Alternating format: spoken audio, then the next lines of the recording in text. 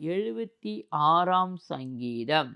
யூதாவில் தேவன் அறியப்பட்டவர், இஸ்ரவேலில் அவருடைய நாமம் பெரிது. சாலமில் அவருடைய கூடாரமும் சீயோனில் அவருடைய வாசஸ்தலமும் இருக்கிறது. அங்கே இருந்து வில்லின் அம்புகளையும் கேடகத்தையும் பட்டயத்தையும் யுத்தத்தையும் முறித்தார். மகத்துவம் உள்ளவரே, கொள்ளையுள்ள பர்வதங்களைப் பார்க்கிலும் நீர் பிரகாசம் உள்ளவர். தைரிய நெஞ்சம் உள்ளவர்கள் கொள்ளையிடப்பட்டும் நித்திரை அடைந்து அசந்தார்கள்.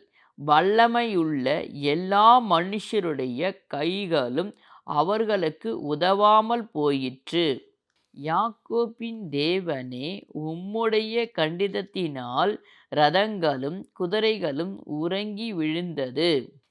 நீரே பயங்கரமானவர். உமது கோபம் மூளும்போது உமக்கு முன்பாக நிற்பவன் யார்? நியாயம் விசாரிக்கவும் பூமியில் சிறுமைப்பட்டவர்கள் யாவரையும் இரட்சிக்கவும் தேவரீர் எழுந்தருளினபோது வானத்திலிருந்து நியாய தீர்ப்பு கேட்க பண்ணுகிறீர். பூமி பயந்து அமர்ந்தது.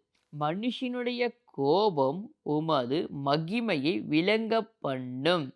மிஞ்சும் கோபத்தை நீர் அடக்குவீர். பொருத்தனை பண்ணி அதை உங்கள் தேவனாகிய கர்த்தருக்கு நிறைவேற்றுங்கள்.